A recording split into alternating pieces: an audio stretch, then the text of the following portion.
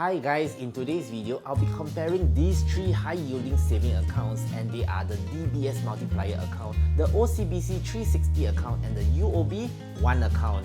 But before I begin, if you are new to this channel, hi, my name is Darren, I'm from Singapore, and in my channel, we talk about all things money related with a Singaporean context. So if personal finance is a topic that interests you, then do consider subscribing to my channel and please hit that bell notification button so as to not miss my next update.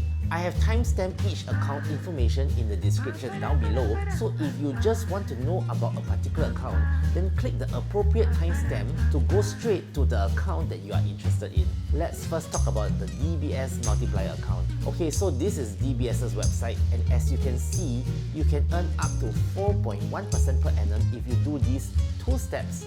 The first is to credit your income, and the second step will be to transact in one or more of these four categories, and they are retail spending via credit card or PayLah, home loan installments, insurance, and the last category is investments. So this is the thing with high-yielding accounts. The more ways you transact with the bank, the higher will be your interest. For the multiplier account, this is how it works. Assuming that you are already fulfilling the income crediting part, the next step is to determine how many categories you can transact with the bank.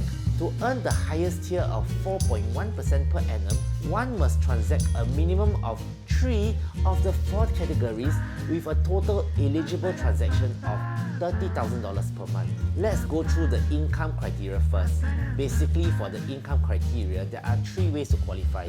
The first is a salary credit via Giro, Fast or PayNow with the following transaction codes or description. The second way is via dividend credits.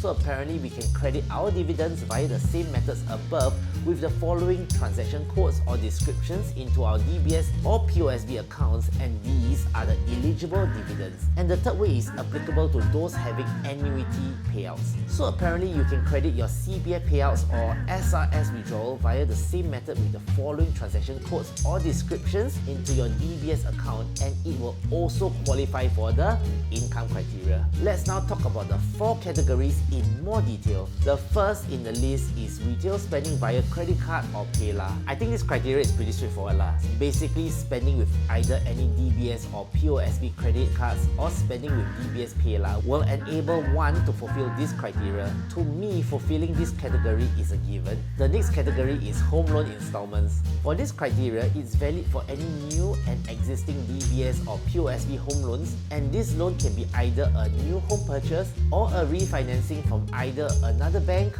or from HDB. It's also good to know that the monthly installment of both cash and CPF are included in the eligible transactions, and the first 3 joint borrowers will be accorded the full monthly installment amount due as eligible transactions. The third category is insurance. Since DBS works with Manulife, hence all Manulife regular and single premium insurance policies distributed by DBS or POSB will qualify for this category.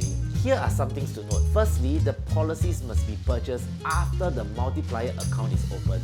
For regular premium policies, the recognition of the monthly premium starts 1 month after the policy is incepted and continues for 12 months straight. Whereas for single premium policies, the monthly premium amount will be calculated by dividing the single premium amount by 120, and the recognition starts 1 month after the policy is incepted and continues for 12 consecutive months as long as the policy is in force. One thing that confused me initially was this statement over here, where it states that the multiplier recognizes all Manulife regular and single premium insurance policies distributed by DBS or POSB.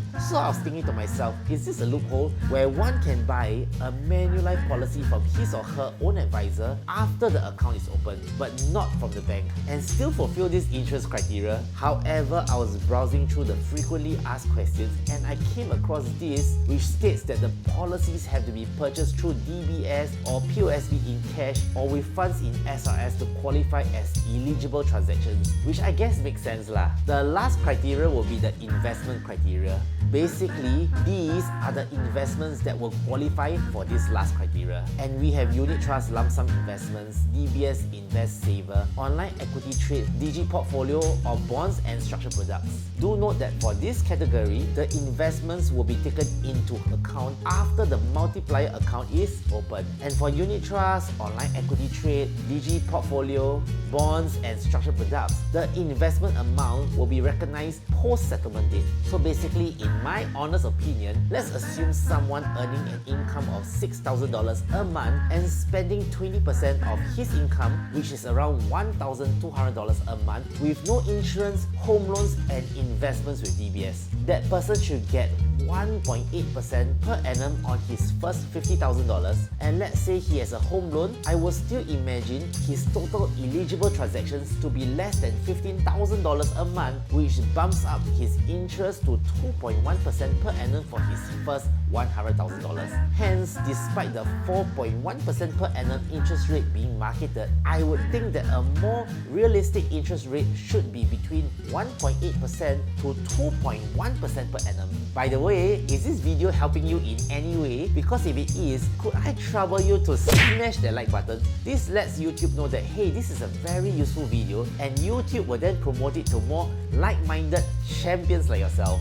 Let us now look at the OCBC 360 account, where we can earn up to 4.65% a year on our first $100,000 when we credit our salary, save and spend, and if that is not enough, we can even earn an additional 3% a year when we insure and invest. Wow, 7.65% leh. But let's take a look at the criteria now. So just like the DBS Multiplier account, how much bonus interest is given will be determined by how many criteria we fulfill, and in the OCBC 360 account, there are 6 criteria to fulfill. These are the criteria, and they are salary, savings, spending, insuring and investing. These criteria will apply to the first $100,000 in the 360 account, and there is also a bonus category called Grow, which I'll touch on later. To fulfill the salary crediting criteria, we just have to ensure that there is a salary credit of at least $1,800 into the 360 account. And please note that only salary credit through Gyro or PayNow via Gyro with the following transaction descriptions in your statement will qualify for this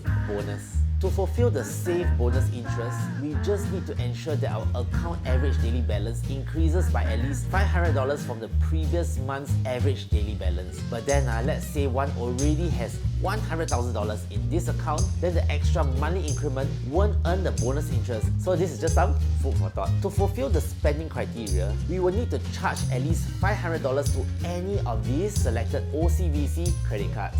To fulfill the insure criteria, we will need to purchase an eligible insurance product, and these are the various eligible products. Basically, for any protection or legacy plans, the minimum annual premium has to be $2,000, which is about $167 a month. For any endowment or retirement plan, the minimum annual premium has to be $4,000, which works out to be around $334 a month. And for single premium insurance, the minimum amount has to be $20,000.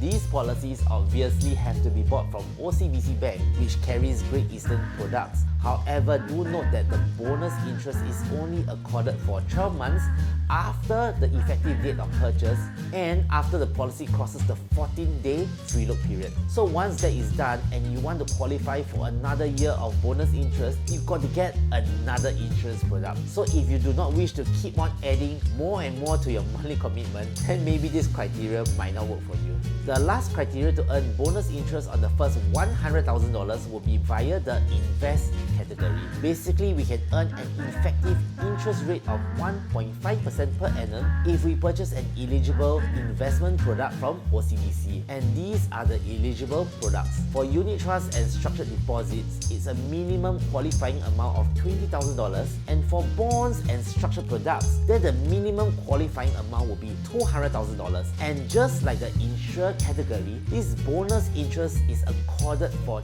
12 months, so please bear that in mind. Now that we have gone through the main categories, it would seem that the easiest criteria to fulfill would be the salary, save and spend category. Hence, a more realistic and achievable interest rate should be 4.65% per annum for the first $100,000. And if you're wondering how we got 4.65%, it's because there is a base interest of 0.05% per annum, hence it's 2.5% under the salary criteria, 1.5% per annum under the savings criteria, 0.6% per annum via the spending criteria, and 0.05% per annum via the base interest. And just to let you know, there is another category known as GROW, where account holders can get an extra 2% per annum for their first $100,000 if they maintain an average daily balance of at least $200,000. But the amount above $100,000 get a base interest of 0.05% per annum. So